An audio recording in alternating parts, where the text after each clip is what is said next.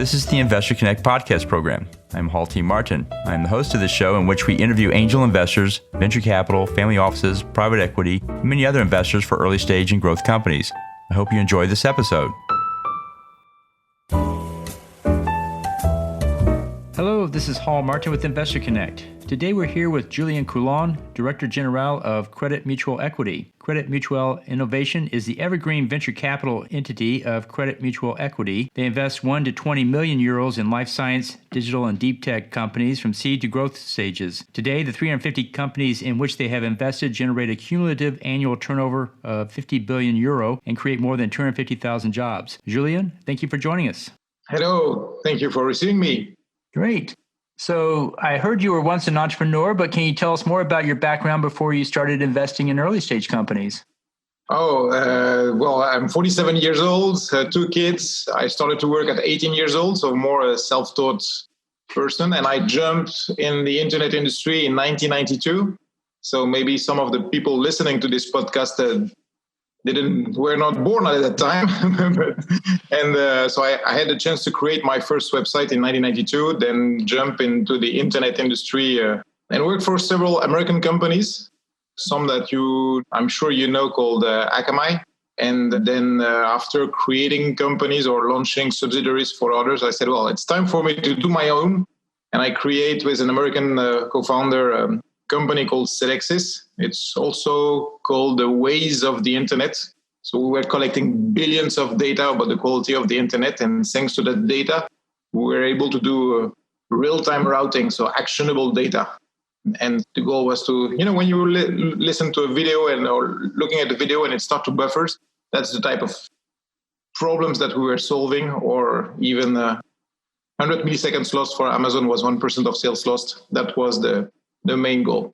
And then we successfully sold it to Citrix, a little early to be honest. And that came also from this alignment between the goal of the investors and the goal of the entrepreneurs. And I said, well, I need to change that. So that's why I moved to the dark side of the business and moved to the investor side. So what excites you right now? So now I'm CEO of the Director General of Crédit Mutuel Innovation. And as you said in your introduction, we invest 1 to 20 million in, I would not say early stage company because they need to make at least 200K in revenue. And we have kind of our strategy. I think the job of investor is changing a lot and it's disrupted. And it's not because you are close to startup that you are hype or modern or using the latest technology. So I think the job is evolving a lot and we need to define a direction for the fund, and we decided that we need to help big groups or big companies to accelerate their digital transformation. I would say we should not say digital transformation, we should say transformation at the end, but at least it creates, when you see so many startups, it creates a TAMI, like a selection of companies that fits already business needs for some big companies that we know. So that way you do a kind of lean evolution. So we ask those big groups, Carrefour, LVMH, and all those groups say, what's your innovation goals or what's your innovation needs for the 6 months to 5 years? And thanks to that, we know that there is business and we select the right companies knowing that there is business, and we get the feedback to ensure that we improve and make the circle, and which makes 3 wins for the big groups, wins for us, and wins for, of course, the startup who making business today start to be complex. So how can we as a bank play our role and help them to make the right business? Great. Well, you see a lot of investing and a lot of startups in the seed world. What's your advice for people investing in early stage companies? What do you tell them to do before they write that first check? Take care of the people, because it's pretty obvious, but a good team with an okay idea can be successful, where a good idea with not the right people, you're sure that you're going to fail. So that's one thing. The advice would be also, before signing a check, is more the spirit of how to work. And I'm a new investor because I'm in this job for 18 months now. And what I feel sometimes, not all of them, but sometimes the hand who is giving is always above the hand who is receiving. And this is sometimes painful because at the end, when I was an entrepreneur, I was sleeping, 4-5 hours a night, traveling all the time. And now that I'm an investor, honestly, my job is pretty cool. I'm sleeping well. I can stay at home late at night, if I stay at home with my family. And the people who are really working are still the entrepreneurs. So just stay humble. And then on the other side of that, what do you tell startups to do before they go out to raise funding? What's your advice for them? Well, I'm sometimes refuse to invest in some companies when they don't ask me that specific question. And that specific question is, can you introduce me to entrepreneurs where you failed as a VC? Because meeting entrepreneurs where everything is successful, of course, everybody's happy. But when they fail, that's where you see the real nature and the real reaction of the people. And that would be one of my advice. And second is expect from the investor more than money. And of course, we're all talking about smart money, but there is different type of, the strategy that we are setting up in France, I think is really answering the needs of startup, because making business at the end is what will make the company successful. But when I was talking with the CDO, Chief Digital Officer, and he was telling me that he gets about 70 meeting requests from startup per day. So his job is terrible because he says no to everyone. And at the end, maybe the one startup can really answer his needs, but it's like too many, I say no. And that's an issue because they don't answer to email, they don't answer to LinkedIn, they don't answer to phone calls. So when you're a startup, it starts to be pretty challenging to make your business because you're not able to get in contact with the buyers. And that's where the role of the VC can be really helpful. So if they are not able to help you to create more business and more than just money, then I would look for someone else. And second or third advice would be more around the problem I had as an entrepreneur is that the company was growing, up and down, but still pretty successful. And at some point, when I was able finally, after signing Facebook, Twitter, Slack, Pinterest, Microsoft, Airbnb, etc., in Europe, about all the press luxury brands, but the big business for us was Asia. And cracking the Chinese market was a real challenge. And I went several times there. And when you start to say, okay, I get it now. I know how to do channel in China. I know how to do channel in Japan and in South Asia. And when you say, okay, now we can sign Alibaba, and we sign Alibaba, Tencent, Baidu, Huawei. And when your VC says, well, I have LPs, I need to give the money back, so we need to sell the company. This alignment between the goals of the entrepreneur and the team and the goals of the VC makes that if one day I create another company, I will more look for an evergreen VC than a standard short-term VC. That's good advice. So let's talk about the state of venture investing. How do you see the industry evolving from here? Well, from Europe, of course, I look very closely at what the US is doing. But what I see in this industry, I say three types of investors. There is I would say the kind of old school type of VCs who generate their deal flow thanks to network and people and keynote and meetups and etc. And that's, I think, start to be over because it's an unscalable business also for VCs. Then you have the ones who are in this starting to use data. So of course CRM, but that's usual. But even though I know some VCs still working with Excel, so not all of them, but some does, and so using more the data to facilitate the work. And then there is one that I looked at much is what I call the advanced data-driven type of VC.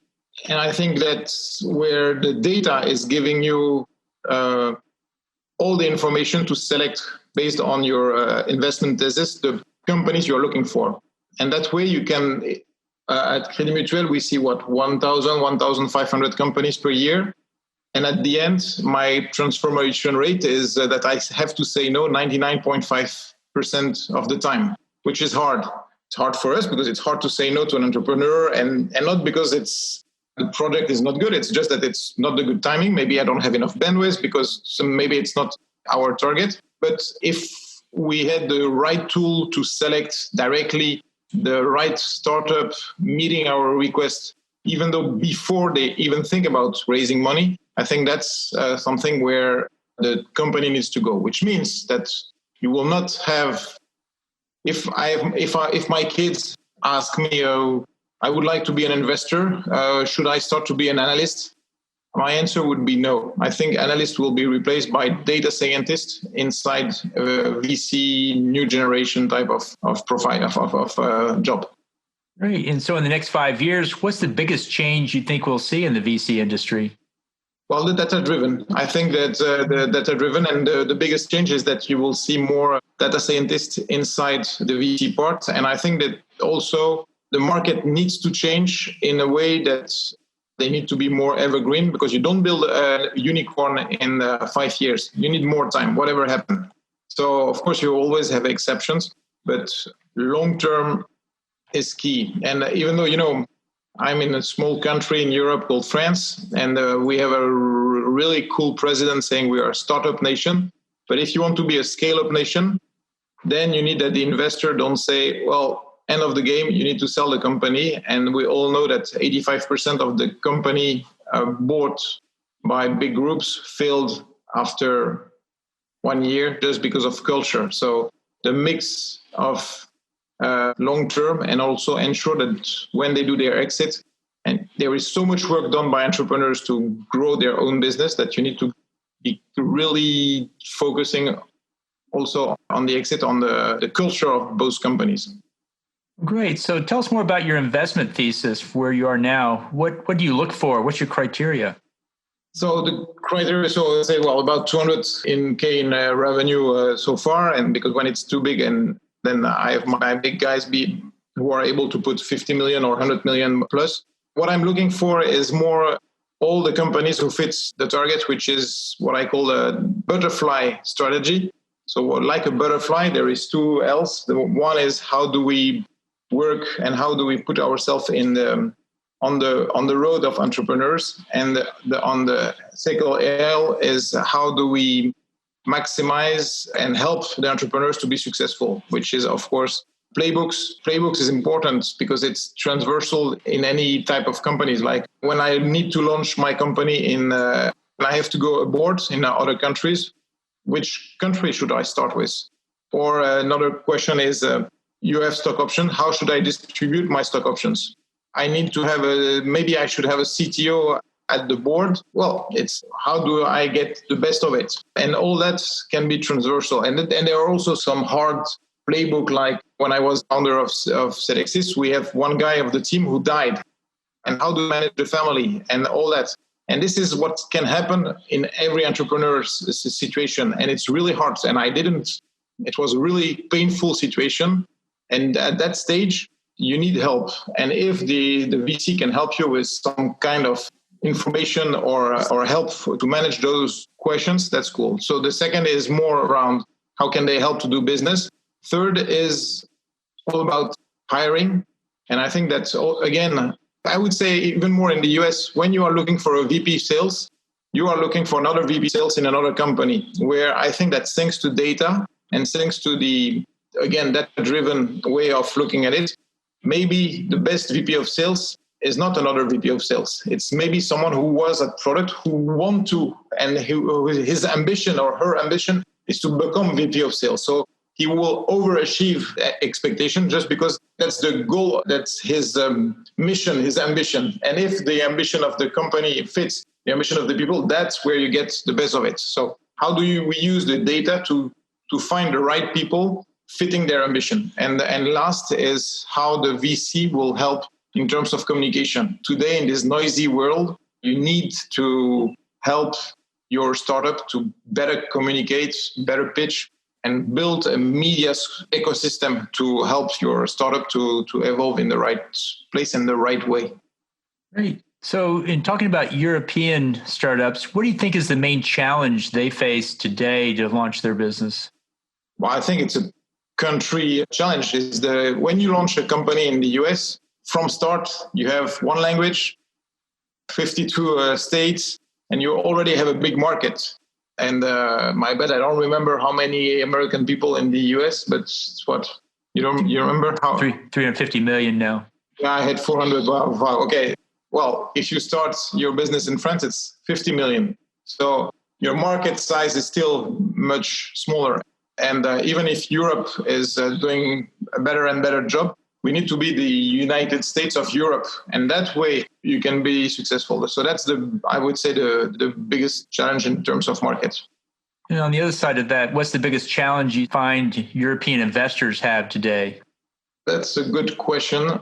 Ego, maybe. That's a universal one there, I think, but okay. Ego, and again, I would move back to data, how to use the data to select the right companies to invest in. And I think the fact that they are close to startup make them hype, where in reality, inside their own organization, they might to improve lots of stuff before being a little hype. Okay. Well, in Europe, there are many sectors and different applications that one can invest in. But if you had to pick one or two that you think are really good opportunities today in Europe to pursue, what would you put at the top of the list? I would say there are many. There are 2-3 areas. First, what we see is that, and you see it also in the US, you have. Well, I focus on SaaS and so software as a service and that type of industry. And if you take a CRM like Salesforce, it's a big company able to do everything. And now this big market start to be so big that small companies start to eat a piece of Salesforce. And you have that in many, many industries. And this niche based on software that will take a piece of market share for Salesforce or for others makes that big companies are using multiple solutions. And I would say that the challenge and the opportunity I see, and again, very humbly, because I'm in this industry for 18 months only, but I would, if you take one solution for each niche that you need to solve your problem with, then every one of them is generating data. And how do you synchronize all that data to extract the best of it? So I would say that some kind of cloud orchestration is important. So that would be one. And second, I think education is something that hasn't been changed for years.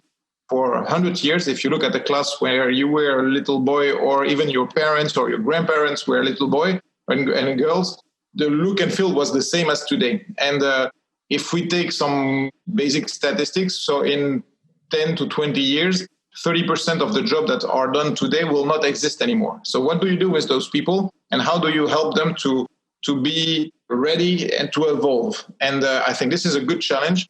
And based on that, we have invested in a company, a very small company, but I am sure it's my pepite, is one of the pepite, of course, all of them are pepite, but they called Maria Schools, like Maria Montessori. And I think their vision to help and mix the goal for the company's goals and the people's goals is something I would look at. And of course, then cybersecurity is a nightmare for everyone.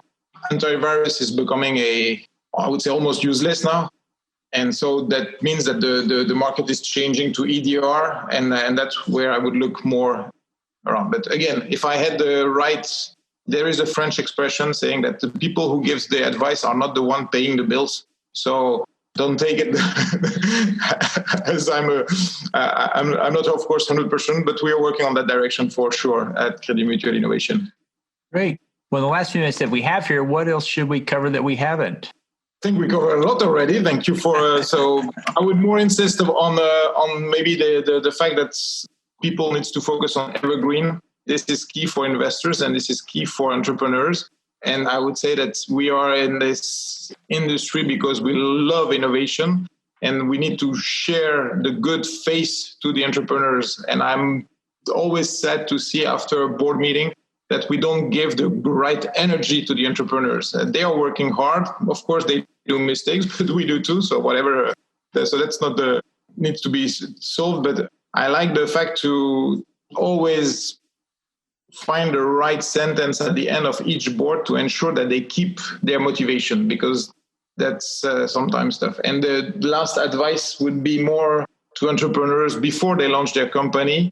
First, before launching your company, ask your wife or your husband or your boyfriend or girlfriend to their agreement to do it. Because if you don't get the agreement before launching your company, you might move to what's called in French the 3D effect, which is in French getting depressed, getting divorced, and getting bankrupt. So it's a D. And this is happening to many of my friends.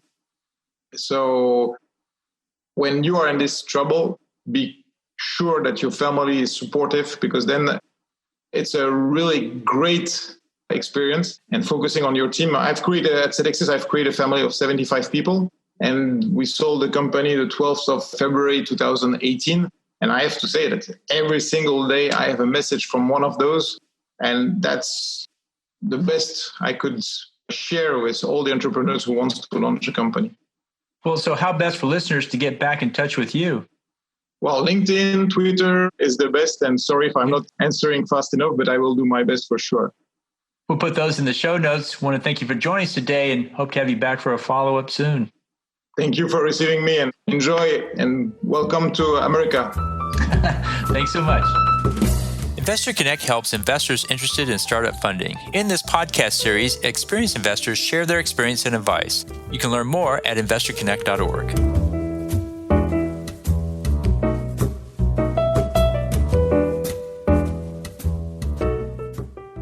Halti Martin is the director of Investor Connect, which is a 501c3 nonprofit dedicated to the education of investors for early-stage funding.